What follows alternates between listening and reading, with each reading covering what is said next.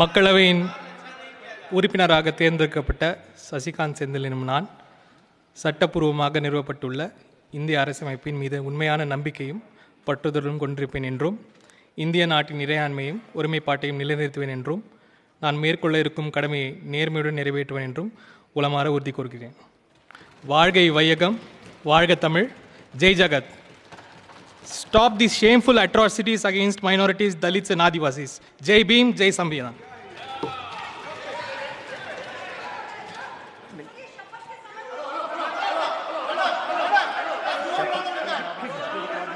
शपथ के अलावा रिकॉर्ड में कुछ नहीं जाएगा.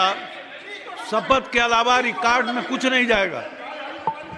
डॉक्टर कलानिधि वीरस्वामी.